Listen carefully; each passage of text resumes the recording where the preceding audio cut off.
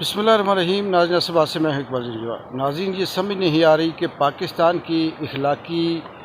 گراوٹ کی بات کہاں سے شروع کریں۔ پاکستان کے اندر جو دو نمبری، منافقت، نفرت، دشمنی، بغض،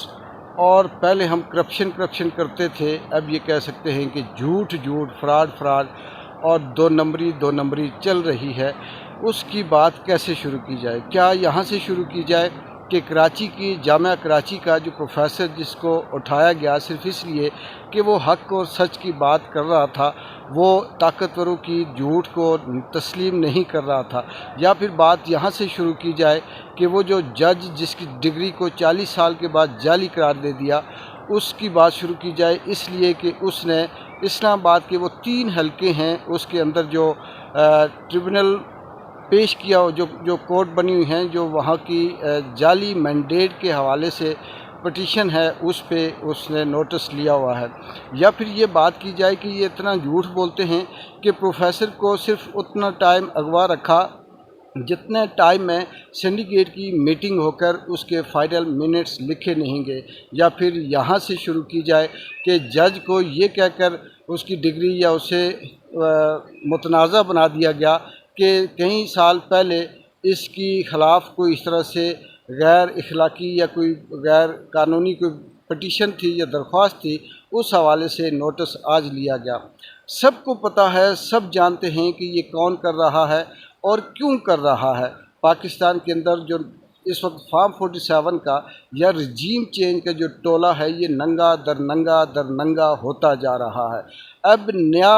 جو نون لیگ کا پرانا وتیرہ ہے کہ رنگ میں بھنگ ڈالنا، ان کی ہمیشہ یہی کوشش ہوتی ہے نون لیگ والوں کی یا پی ڈی ایم کے جتھے کی کہ ان کی 2 ٹیمیں ہوتی ہیں۔ ایک ٹیم مسلسل جو پاؤں پکڑتی ہے، جو منتیں کرتی ہے، اور اس وقت جو مذاکرات کی ٹرک کی بتی جلا دی گئی ہے اس کی بات کرتی ہے، لیکن جب دوسری طرف عمران خان جو ڈٹا ہوا ہے اس پورے نظام کے خلاف، اس ساری طاقت کے سامنے ایک اکیلا مرد آہن وہاں جب کھڑا ہے، جب وہ انکار کرتا ہے، وہ یہ کہتا ہے کہ میں ان چوروں، لٹیروں، ڈاکو سے کوئی مذاکرات نہیں کرتا، مجھے اگر کسی نے مذاکرات کرنے ہیں تو میں طاقتور حلقوں سے، فیصلہ کن جو قوتیں ہیں ان سے کروں گا، اور وہ بھی اس شرط پہ کہ میرا جو چوری شدہ مینڈیٹ ہے وہ واپس کیا جائے، اور 9 مئی کے حوالے سے جو قیدی ہیں ہمارے، جو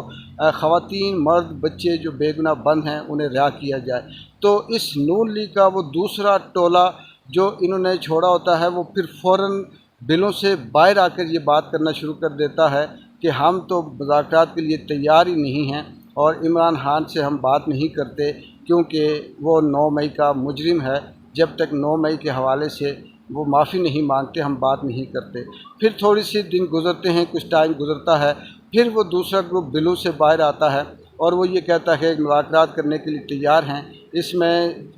رانے جیسے بندے ہیں یا دیگر جو اس طرح سے ہیں، وہ یہ کہتے ہیں کہ ہم تیار ہیں، اور پی ٹی آئی ہمارے ساتھ مذاکرات نہیں کرنا چاہتی۔ اصل میں یہ ساری کی ساری گیم صرف اور صرف اس ملک کے اندر عوام کو بیوقوف بنانے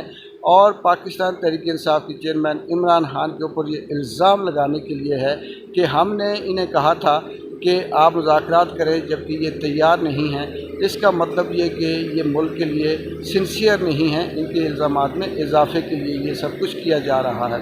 اسی حوالے سے آگے جب ہم بات کرتے ہیں تو اس ملک کا المیہ دیکھیں، اس ملک کے جھوٹ، فراڈ، کرپشن،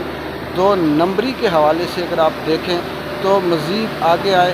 یہی حکومت اپنے آپ کو ایک طرف یہ کہتی ہے کہ سب کچھ صحیح چل رہا ہے، سب کچھ ٹھیک ہے، اور دوسری طرف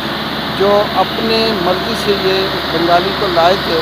جو ان کی ملکی معاشی حالات کو بہتر کرتا، اس کے یہ بیان ہے کہ ملک دیوالیہ ہو چکا ہے، یہ قرضہ لے رہے ہیں صرف قرضہ دینے کے لیے، اور ان کے پاس کوئی ایسے اقدامات نہیں ہیں جس سے ملکی حالات کو بہتر کیا جا سکے یا ملک کے اندر بہتری لائی جا سکے۔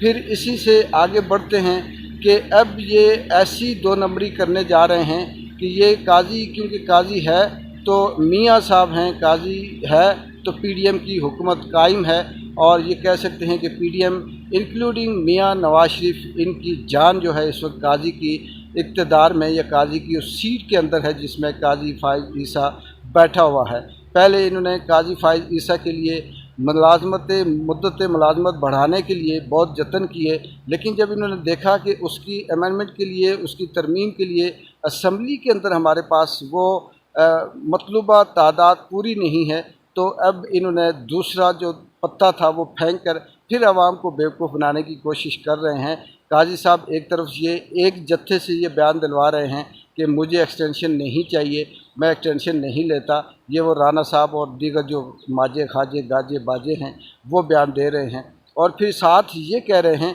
कि अगर काजी साहब ये कहते हैं कि सब जितने भी आने वाले जज हैं उनकी भी मुलाजमत का इजाफ़ा कर दिया जाए, उनकी मुलाजमत में जो उनकी मुद्दत है एज की उसमें उसे बढ़ा दिया जाए, तो उसमें मैं कोई कुछ नहीं कह सकता। फिर अगर मेरी भी बढ़ती है तो ठीक है, मैं राज़ी हूँ। क्या कैसा बेवकूफ़ बनाने वाला मिसरा है, कितनी बेवकूफ़ी वाली बात है। ये वही वाली बात है कि जब इस पीडीएम को या नून लीग वालों को बाहर से कोई गाड़ियाँ चीज़ें अपनी मंगवानी होती थी, फैक्ट्री के कोई पुर्जे वगैरह, तो ये एक्साइज ड्यूटी ख़त्म कर देते थे, और जैसे ही वो चीज़ें आ जाती थी, गाड़ी आ जाती थी, फिर से एक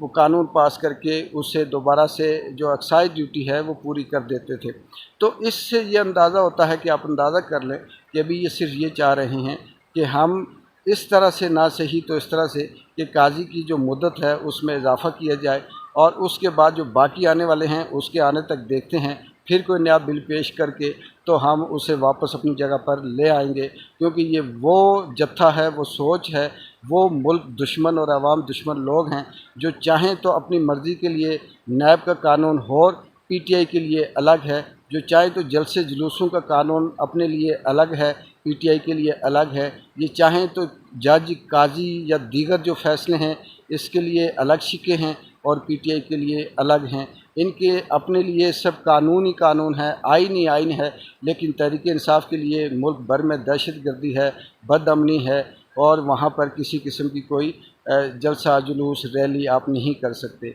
ये है इस मुल्क की बदहाली, बदहवासी, और कह सकते हैं झूठ, फ्रॉड, दो नंबरी, करप्शन। कौन कर रहा है, किसको नहीं पता, किसको बेवकूफ़ बना रहे हैं, सब जानते हैं, लेकिन अपनी अपनी जगह पर सब कंप्रोमाइज़ हैं, ब्लैक मेल हैं, माजी में लेकर खा चुके हैं। कोई किसी तरह से फंसा हुआ है, कोई किसी तरह से फंसा हुआ है। जो फंसा हुआ नहीं है, जो ब्लैक मेल नहीं हो रहा, चाहे वो साफ़ी हो, चाहे वो ब्यूरोक्रेट्स हो, चाहे वो प्रोफेसर हो, जज हो, या एंकर हो, या कुछ भी हो, या उसको नौकरी से निकाल देते हैं, या उसे उठा लेते हैं, या उसे धमकी दे देते हैं, या उसे मार देते हैं। ये है इस पाकिस्तान का असल चेहरा, और ये है इस पाकिस्तान का आइन कानून जो सिर्फ पीडीएम और काजी और चंद ताकतवर लोगों के हाथों में पाकिस्तान की करोड़ों की तादाद में अवाम और ये खित्ता न सिर्फ यरगमाल है बल्कि बेबस और मजबूरी की हालत में इस वक्त सिसकियाँ ले रहा है। ये किसी वक्त भी इसका कुछ भी अंजाम हो सकता है, किसी वक्त भी इसके साथ कोई भी हादसा हो सकता है। एक बार जिन को इजाज़त दे, अल्लाह हाफिज़।